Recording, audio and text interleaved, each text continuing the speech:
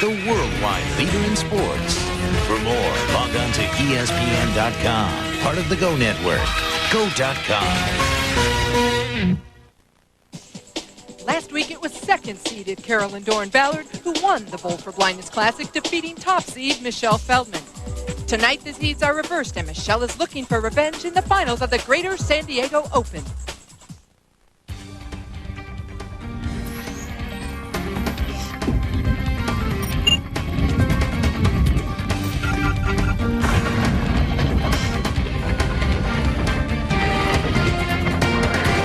Tonight's opener features PWBA's first champion of the year, Kim Adler. New mom, Jackie Mitskavitch, and seven-time champion, Kim Terrell. The victor there will face Michelle Feldman, and the winner of that match will attempt to stop Carolyn Dorin-Ballard from making it 2 in a row. Welcome inside Grove Bowling Center for the championship round finals of the Greater San Diego Open.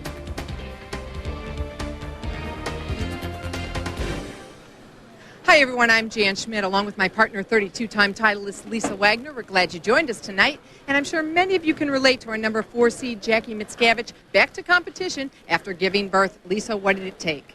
Well, I can't really speak from experience, but I did talk to Jackie about it, and she said that it's been very tough physically, but emotionally even worse, because she can't be at home with that real handsome 10-month-old. His name is Ryan, and I think she's definitely motivated to win for him. Oh, and he's a cutie. In our number 2 position is Michelle Feldman, and Lisa, I'd be willing to bet she wants anyone to be in that top spot except a Dorin. Well, that's right. As a matter of fact, the last 3 titles Michelle lost were to Dorins. 1 was to Kathy, and 2 were Carolyn, including that heartbreaker just last week.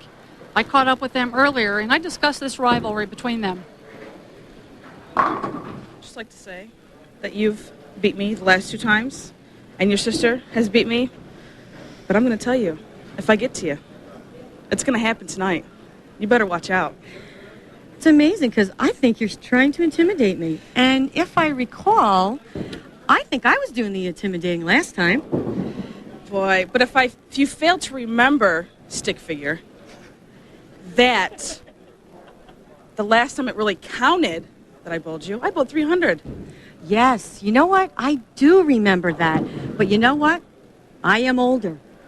I am wiser. And I am out for more revenge. And tonight, I am ready. You know what, Carolyn? I am more ready. Are you? Absolutely. Now I'm after you. Wait, you may throw a lot more revs than me. Tons more revs than me. But I know what has to be done. And I am sure going to try. You know what, Carolyn? That's fine and a dandy, but, you know, I'm going to try my hardest tonight. I'm going to keep cool. I might run a few out, maybe. You just never know. I might get into it tonight. Okay. And if you I know do, what? You know what? That's fine. No I'm problem. after you. I'm No after problem. you this time. Good luck. Good luck to you, too. Well, needless to say, if those 2 meet, it's certainly going to be interesting to watch out. Well, they're ready, and we're ready for the first match. It'll be Adler, Mitskavitch, and Terrell.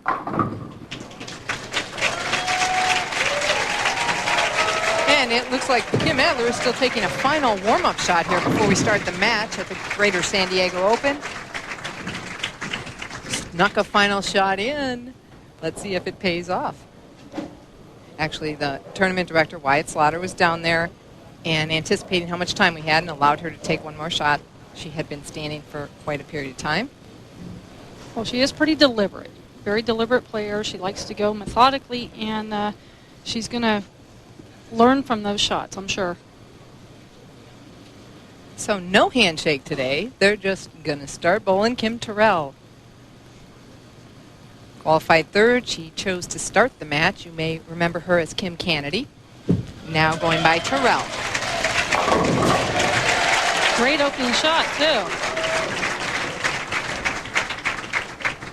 And the lady we talked about at the top of the show, Jackie Mitskavitch, giving birth to Ryan 10 months ago, 33 years old. 11 years she's been on tour. First show since the fall of 1998. For obvious reasons. No nerves there with that first shot. That's right. Matched Kim Terrell with a strike. Here we're going to see Kim Adler from Cocoa, Florida. 10 years on tour. 32 years old. Ooh. leaving a 10-pin. Pretty much the same thing she left on that last practice shot she took. Kim Terrell stepping up in the second frame.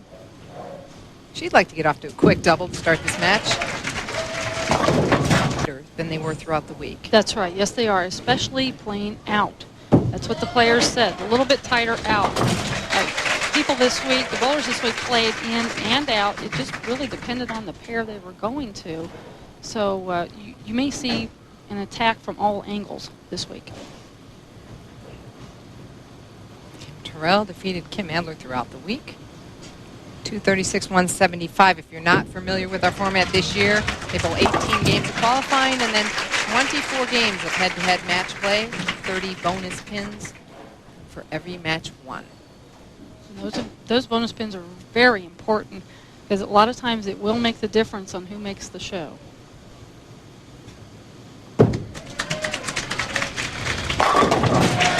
Great carry for Jackie. And that's the outside angle you talked about. Jackie played there all week, she said. That's right. She never played in. She did try a few shots in practice there, but she moved out and chose to stay out. And she said she played there because it was much more playable for her, and she felt like that she could leave pins that she could make in spares. Big strike for Kim Adler. The PWBA's best head as the Showtime Family Bowl in Grants Pass, Oregon hosts the Bowl the Rogue Open. Pro-Am starts Sunday, May 14th. Contact Dean Kerr at 541-476-0871 for tournament and Pro-Am information. Come on out and bowl that Pro-Am with us.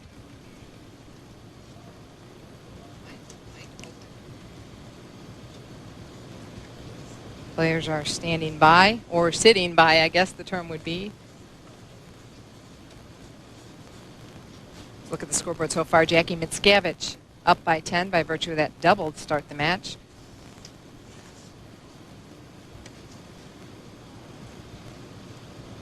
Kim Terrell struck on this lane last time. So in practice, I did notice that she had a pretty good line. She is choosing to play in this week. But she does have to be careful that she doesn't set the ball short, as she did on that shot, because it will hook early.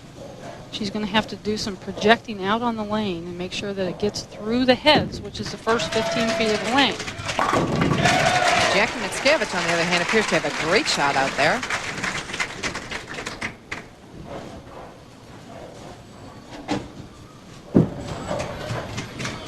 Kim covering her spare nicely. Kim Terrell, that is. Kim Adler stepping up in the third frame, working on a strike.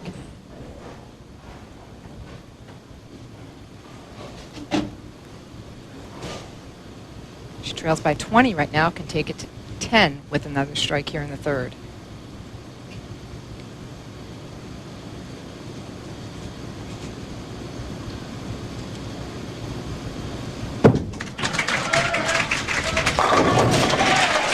Big strike for Kim Adler, and through 3 frames, Jackie Mitskavitch has the lead. We'll be right back with more from Grove Bowling Center.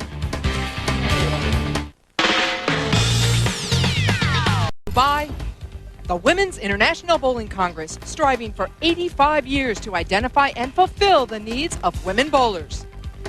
And by MasterCard. There are some things in life money can't buy. For everything else, there's MasterCard. We're back at Grove Bowling Center for the Greater San Diego Open. While we were away, a lot of splits out there on the lanes. Lisa, what's going on? Well, I'll tell you, the lanes are in a little bit of a transition right now. Jackie Mitskavitch left a 4-9, made it. Went high again, left a 3-6-10, made it. Kim Terrell left a 2-7, missed it. Well, Kim Terrell's been struggling. Jackie Mitskavitch has stayed clean. Meanwhile, Kim Adler has come back with 3 strikes in a row, so Jackie now leads Kim Adler by just 3 pins. Jackie up in the 8th frame. Possible score, 246. Max score, should she go off the sheet. Whoa. Well, and that was a little bit of adjustment right there. She has been high the last few frames, and she's tried to project the ball a little bit right that time so it wouldn't hook up. This week, I think when you're playing out, sometimes moving left may be the wrong way. You might have to move right to find a little bit more direct target. Because the further she moves left, maybe the more dry she's going to find. It's going to hook too early. Well, Kim Adler made a good move on the lanes, way right, and just took the lead with that strike. Jackie right here definitely projected the lane further, or the ball further to the right. Came up light that time, but I've got a feeling, you know, she moves her feet a little bit right and keeps aggressive like that. She's going to be right back in the pocket. Good spare right there for Jackie Mitskavitch. Just staying clean. Jackie wants to make sure to thank her husband Tom and her parents for their help with the baby. Without them, she wouldn't be able to be out here and get practice in and be on the road. Her mom and dad, Vi and Jack Sellers. She wants to thank them. There's a look at the scoreboard. Kim Adler now in the lead by 9 pins. Kim Terrell striking in the 9th. And that was a must strike right there to put any pressure at all on Jackie and Kim Adler. Yeah, the best Kim Terrell can shoot is 205 at this point. She just struck in that 9th frame. Jackie Mitskavitch needing to set a strike up here. That's right, because Kim Adler is lined up. So far, the last 4 frames, she has not been out of the pocket.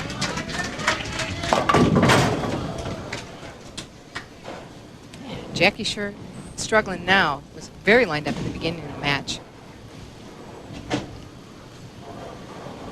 can tell she's standing back going, okay, now what?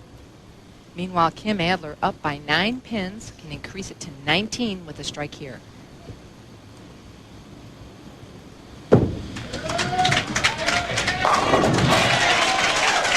what a great adjustment by Kim Adler.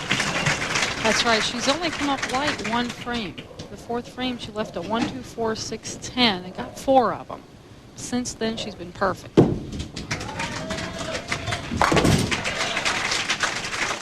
Boy, Jackie hasn't lost a bit on her spare shooting ability. Tremendous.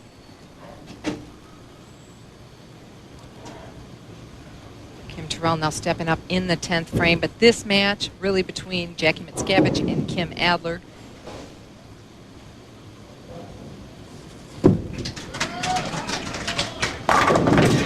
Big strike. Kim coming on strong now. She's been working with Hank Boomershine over the break on her push away, trying to make it shorter. And that's right. She went from pushing out way too far in front of her and going too high in her backswing to hinging a little bit. You hear that term these days, and all it is just getting the ball out in front of you and letting it go. Not pushing out so far straight in front of you, but just think of a hinge and letting it go. Oh, Jackie's really lost the shot she had. Coming up light on 31. Kim Terrell on Brunswick staff. That's right. She's made a ball change here late in the game. And, you know, it's one of those things where you make a guess. You throw everything in your practice session before, and you make your best guess.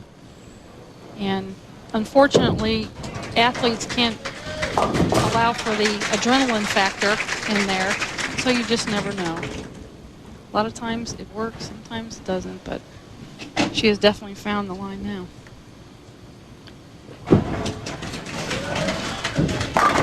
Yeah, she sure has. Now, do you do that, Lisa? Do you try other things at the end of a match just to see if maybe you missed something? Absolutely. I think it's important for anybody to do that.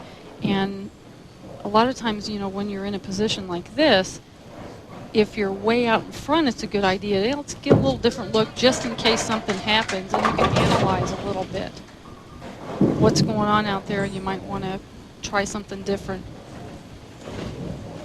But you just never know. Sometimes, you know, the lanes change pretty quickly. We're bowling on a surface here where the oil's going to move around a little bit. Going 42 feet this week. Wow. Kim Adler has definitely found something on this pair of lanes. And Kim Adler survives match 1, and we'll move on. But first, when we return, we'll recognize some Women's International Bowling Congress award winners. 100 Classic today. Earlier tonight, Teddy Stevens, president of College Forward, and PWBA star Cheryl Daniels presented the Pro-Am award winners Andy Christensen in Senior Division, Zachary Hattori in the junior boys division and Karen Jones in the junior girls division. Congratulations to all the Pro-Am winners. And we're ready for the semifinal match of the Greater San Diego Open, Adler versus Feldman. And Michelle Feldman is going to make Kim Adler start the match.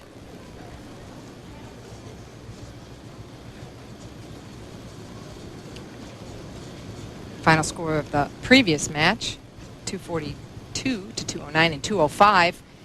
Kim Adler coming on strong at the end. So she's a little bit uncertain at the first part there. Went a little bit high, a little bit light, and then looked like she had something on her shoe there. Just making sure she's going to have a good slide. Okay, now it looks like she changed balls here from the end of the last match.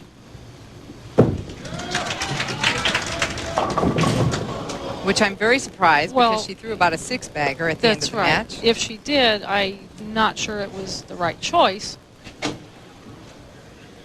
She was trying different equipment. This ball's just going to go long and then just turn left. Looks like racing. Go fast, turn left. And you love to do that, don't you? Yes, I do. Go fast, turn left. And, well, she's got a pretty impossible split right here. 4, 6, 7, 10, takes two, wants to get the count.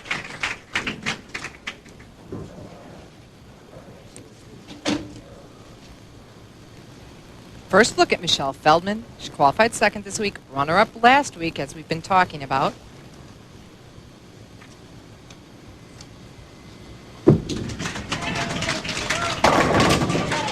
Oh, Lisa asked Michelle about the comments that she should be dominating the tour, and she's not. I'd just like to say that I'm here, I'm ready. It's been 5 years. You all need to watch out.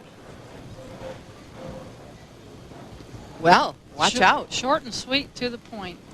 And Michelle said that she used to get those comments all the time. That, you know, you're so powerful, you should be dominating out there all the time, and she really got sick of it. So she went home, she worked a lot, she can do a lot of different things now, and I got a feeling that you're going to see a lot of this girl right here.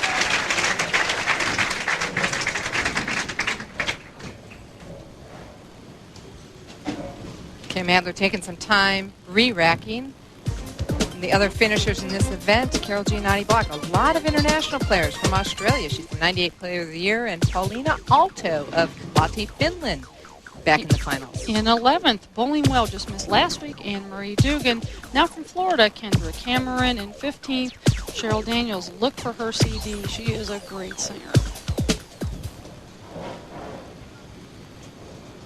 Now we're back to the ball that she was using last match. That was her spare ball, I believe. Yeah, that's the ball she's been shooting at her spares with. She went to that toward the end of last match, and for some reason, normally during the break, the player who was on the lanes warms up on another pair, but it's broken down, so she had the opportunity to warm up on this pair. I'm not sure if it was a good thing for her or not. Boy, I'm sure she's, you know, probably a little bit confused. She's going to have to make the best of these two frames right here and sit down and think about it.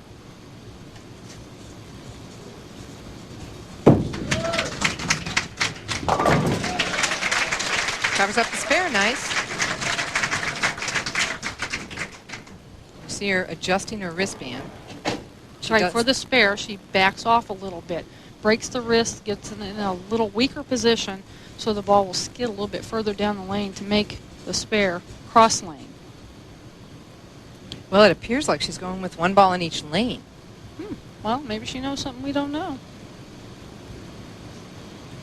She didn't get to the top 5 by being stupid, you know, No. so she knows what she's doing, I guess. Well, I guess she does. Obviously she is. Now, she told us, Kim Adler, that she played around the track all week, around 10, and she's farther right tonight. Yes, she is. But I think these lanes, you know, they probably will break down a little bit, so you're going to see some people moving a little bit more than normal on the lanes. Best finish for Michelle this year. And second, that was last week, leaving that 10-pin. Michelle shot a big game last night, 275, to move into the second position. It was a big move, too, because that gets you out of having to bowl that first game against 2 other players.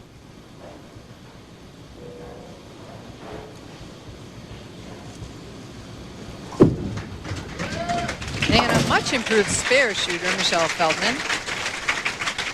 For all the latest PWBA news as well as frame-by-frame updates of the championship match, log on to www.pwba.com. And while you're there, drop us a line if you have any questions that can be used in future Ask the Pro segments.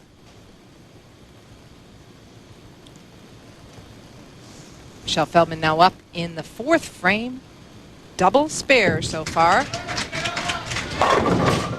Oh my, that looked like a pretty good shot in the beginning. Yeah, I think she got all that one. She was digging deep for that. She got all her hand in that one right there. Look at that. Boy, is that power right there. Look at the revs on that ball. And the power that she has broke that split up right there. Look at that game. Weights on it great. The foot gets to the line. She's a little bit delayed with the ball. Covered up her spare nicely, and we'll be right back with the rest of the semifinal match from San Diego. Don't go away. We're back in the semifinal match. While we were away, Michelle Feldman threw a double. She's working on that double now, stepping into the 7th. Kim Adler had disaster strike, leaving a Greek church. Michelle Feldman now leads by 35 pins. Can make it 45 with one more strike. Well, when you throw a ball like that, pins don't stand a chance. That's about all she wrote on that shot. Wow. Isn't that impressive? She just gets all of it again. Great revs. Saws the rack. 5-pin into the 7. She knew it was there. Well, with all these strikes coming on, hey, next match we may be up for a MasterCard $50,000 bonus if anybody shoots 300. Well, we got one player here that, should she get past Kim Adler, has done it before. So she knows what that's all about. We got another player waiting in the wings that can shoot 300 at any time because she is that accurate. She doesn't miss her mark. She hits the pocket all the time. So it's just a matter of carrying.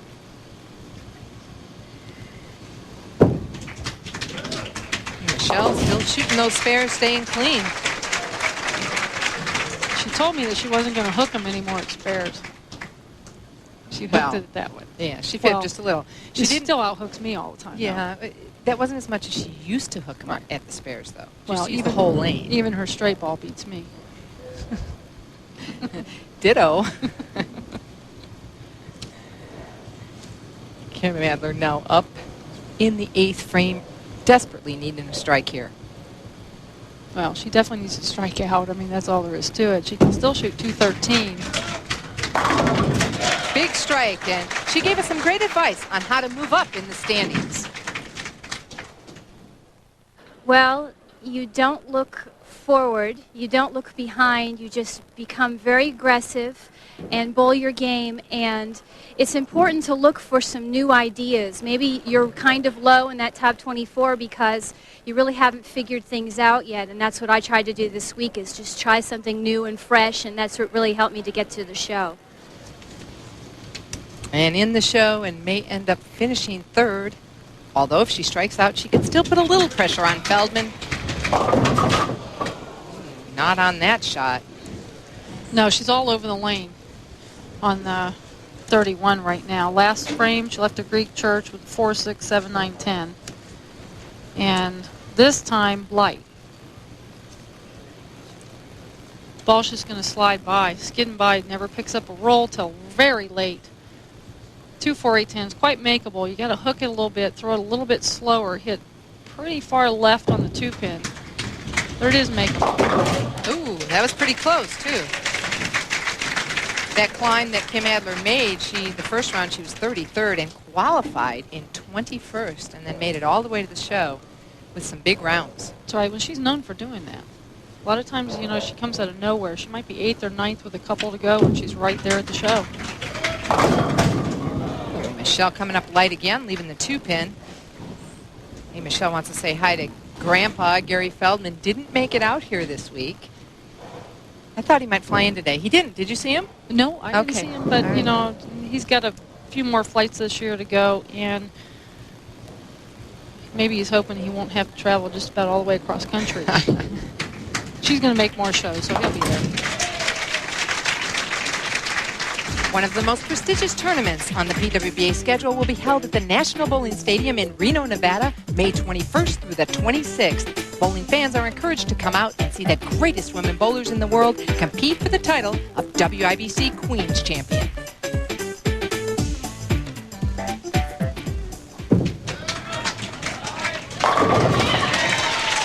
Big 10th frame strike. Michelle Feldman has this match totally in control. Kim Adler just looking on. Okay, oh well, next week. Finishing up in third, 3,900. Well, right now she's thinking about what she did with equipment choices, because she did choose to use a different ball on each lane. So I know that she's analyzing that and figuring out, would she do that again?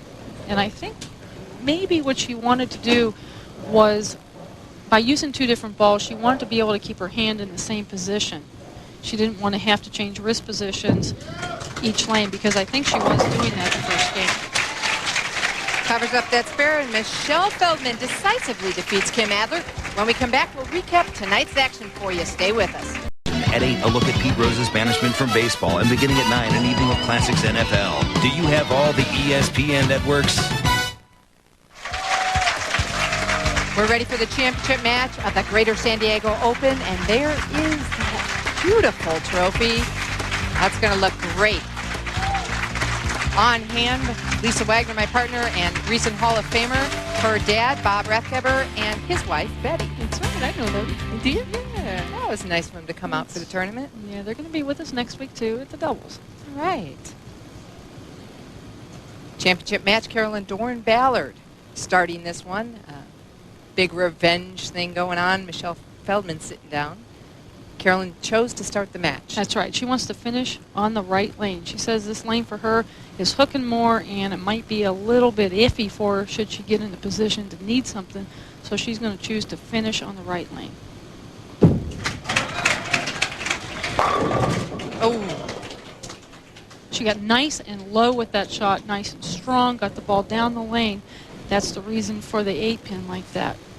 Had you see the you can see her evil get look? very low. Yeah, she got that ball down and long, and she knows it's going to hook a little bit more, so she's going to get a little left, a little deeper.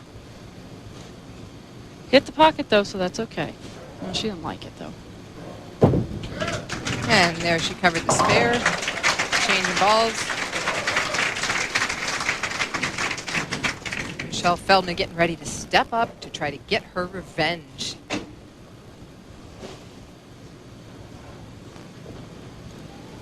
Well, this is a match we've been waiting for. And these first few frames are going to be pretty interesting.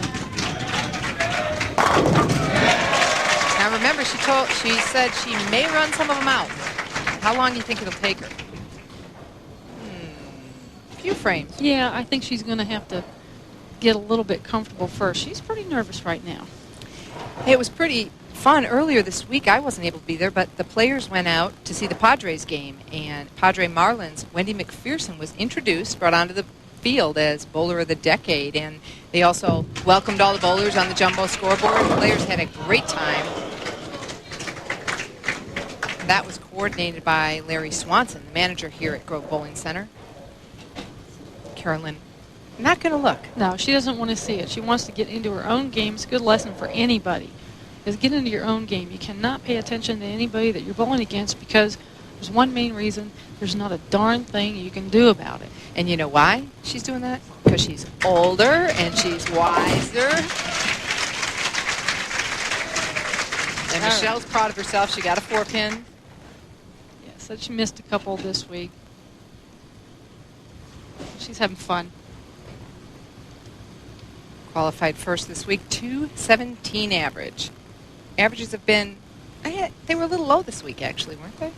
Lower than the last couple weeks? Well, I think there was a big gap. After he got to about the 10th spot in the finals, there was a little bit of a gap. Well, Carolyn has a special message for her dad, Big G. We have a very special message for George. We just found out that he has some blocked arteries, and he'll be undergoing quadruple bypass surgery in the next month. But hopefully he'll be back on his feet in the next few months, and he can get in the motorhome with us and come to an Ebonite tailgate party on the day of the show, because hopefully Kathy or I will be up here competing for the title. And all his girlfriends out here say hello, and I miss him and love him. Carolyn stepping up there in the third frame, and we also miss him. Hi, Big G. We all wish you well. Oh, 8-pin last time, 10-pin this time on lane 31. Well, she's doing the right thing. She's staying nice and aggressive on this lane. She knows it hooks more, so she's staying in the pocket and aggressive.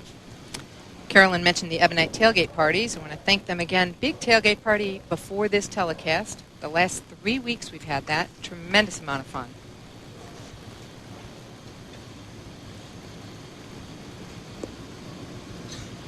There's the skull ball. Does its job.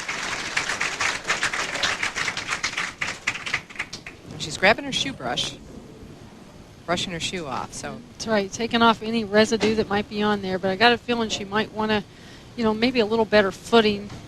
She's gonna have to be pretty aggressive, so she's gonna want some good footing. So I'm gonna rough it up a little. career TV average for Michelle, 211. And that includes that 300 game she shot against Carolyn Dorin-Ballard in the championship match in Danville, Virginia in '97.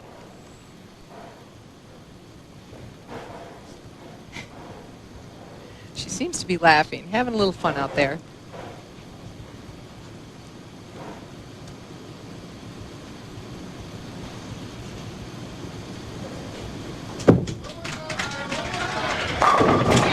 There's another strike from Michelle Feldman. We'll be right back with the conclusion of this championship match. You won't want to miss it.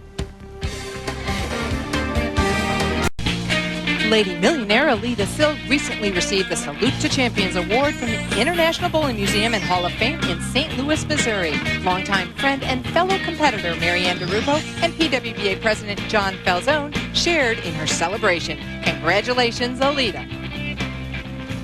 And you can see she's still very competitive in 16th place this week, and another international player in 20th, Maxine Nabel. And in 23rd, another international player from Germany, Andrea Merschel, in her first finals. Brenda Norman in 24th. I guarantee you, you're going to see her win pretty soon. Very good bowler.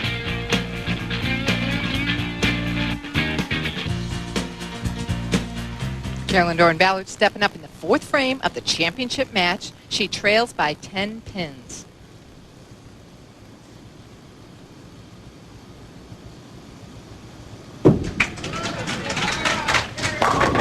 Oh, no carry so far for this lady, but it's early in the match. Let's look at Del Ballard, her husband, and Ebonite representative, ball representative for her. That's right, and once again, representing the two players here in this match. They're both throwing Ebonite as last week. What a job he's got, you know.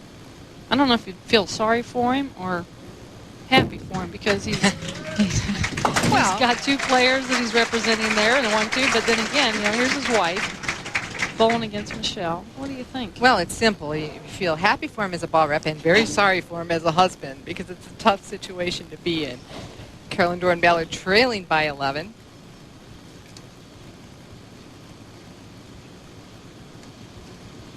Carolyn wanted to mention Nick Badavinick, a good friend of Pat and Anne-Marie Dugan's, is very ill. He's a Colorado Hall of Fame bowler and a great ambassador for the game of bowling, and she wanted to wish him well, as we all do.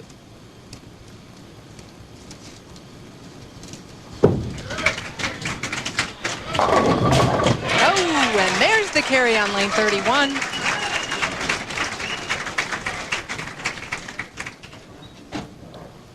That was a pretty important strike for Carolyn right there, because she has not carried the last two times on the left lane. And she knows that that is her key.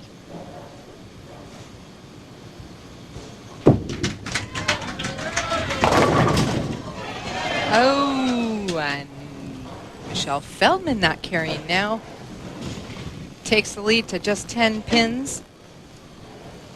And there's a look at a distinguished group of guys. Joe Norris on the left. He has bowled in 71 ABC tournaments. We'll get back to the others in just a little bit. She covers up the spare. And that's Joe Norris I mentioned on the left. Joe Liu next to him, a writer. Great writers in this area, as well as John Jowdy and Dick Evans. You know them all well, Lisa, don't you? Oh, boy, I've known them for so many years, and they've been very good to bowling. They have been ambassadors, and they are the Mount Rushmore of bowling, I think.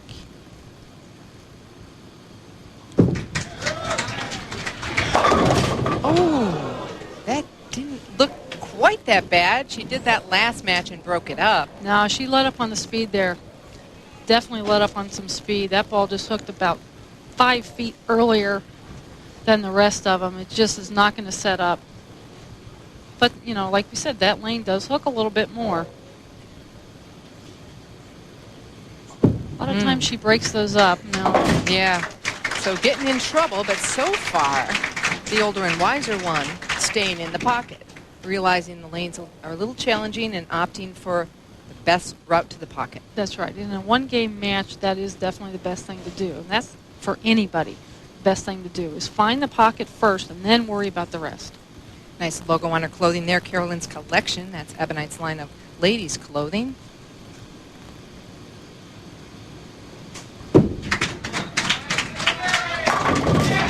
Wow. But patience. Yeah, patience is a virtue, but she's going to run out pretty soon here. It's only the 6th frame, though. She's without a double so far, but she is in the pocket. And she knows, though, that Michelle is able to string them at will sometimes.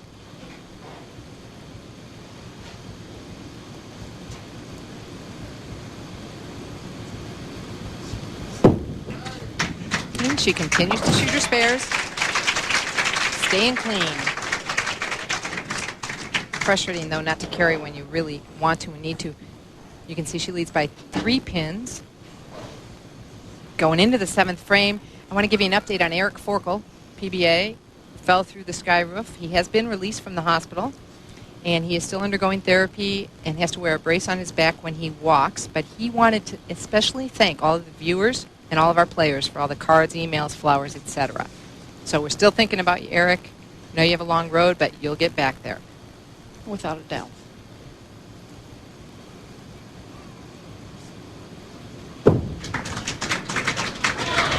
And there it is, another strike on lane 31.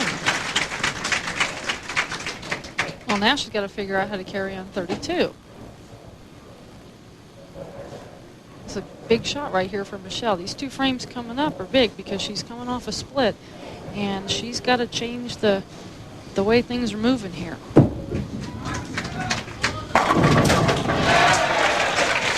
Right now, she's got to use that. Got a good tap right there out of the channel. Watch this ball. She's going to send some pins flying here. The 6th pin just kind of lays there in the channel and gets a tap. Your stronger players get those a lot. Ooh, she almost fell over with the 10 pin. Get a little too much lean. Well, I think she knows she's got to stay relaxed, and that's her way of doing it. Needs a strike here to take the lead. Big shot from Michelle right there. I think that's her running it out. Look at here. We got some action going on.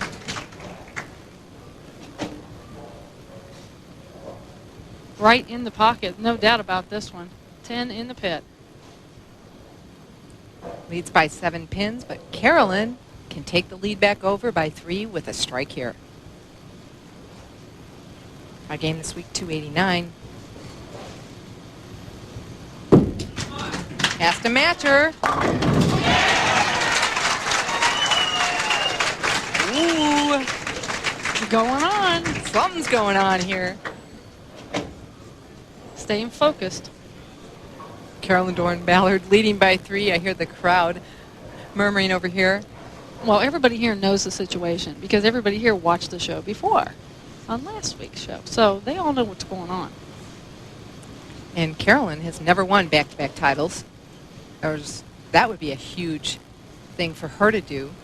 Max score 239 for Carolyn Dorin-Ballard. Meanwhile, Michelle Feldman can shoot a max of 236.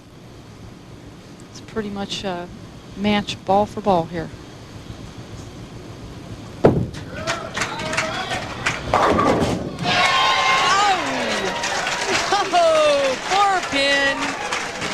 She got one great break right there. That ball started hooking in. Look at that. She got that ball way out on the lane, delayed the hook there. Look at that. Real high. 4-9. That could have been disaster.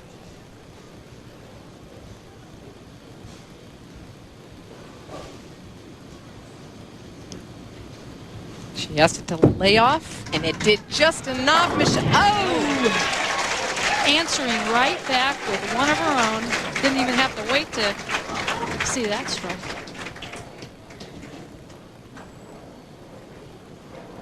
Both players trying to relax. Well, whatever Michelle does right here, Carolyn's going to have to do the same. Michelle trailing by 3, so Michelle cannot shut out Carolyn Dorin-Ballard. Carolyn's going to have a chance, but Michelle needs to get all she can.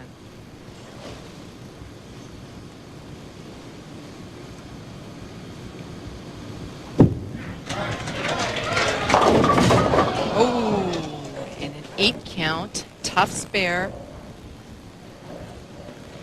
Obviously unhappy with that shot. She's telling you, Lisa. That's right. Doing your job. Yeah, she's saying, you know, she just did not catch that shot at all. We saw her kind of with the wimpy wrist there, as she calls it. She just didn't catch it. She left herself with the 2-8. She's going to have to make this to have any chance at all.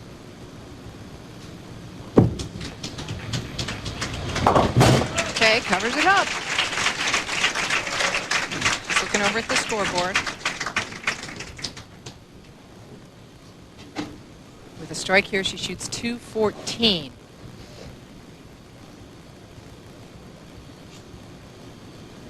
Carolyn's going to need a mark. That's right. Decent pin count and a mark. Well, Carolyn's already up asking for a re-rack. So she's into her own game. That's a good sign.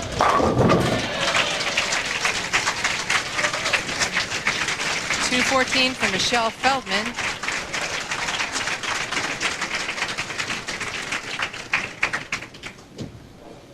Well, Carolyn will need at least 6 on this ball and then a spare strike, but she's hoping for a better pin count so she can spare and not have to strike on her fill ball. Taking her time, checking out the rack. She didn't like the first one. Could have been a little stall of time too, but I don't think so. I think it was, in this situation, I think she just didn't like the way the pins were set up, and she didn't want to take her chances because need to mark, you know, need to strike sometimes is easier than need to mark. Well, the runner-up player of the year for 3 consecutive years is trying to make her mark right here at the beginning of the year.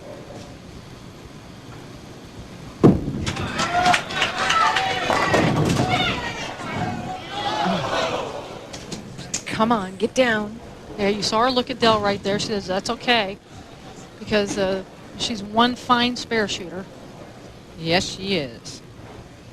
5-pin just about got to the 7. She knew it was close. I'm yelling, hit it. And I don't care what spare it is, you're shaking when you throw that.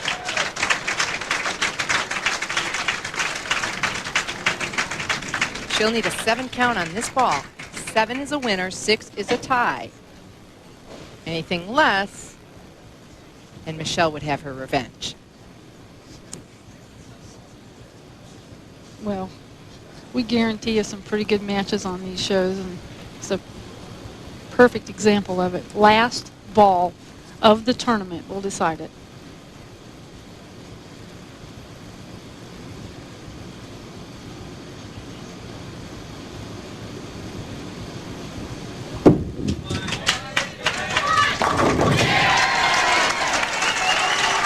Carolyn Dorin-Ballard captures the Greater San Diego Open title and back-to-back titles. We'll be right back with more.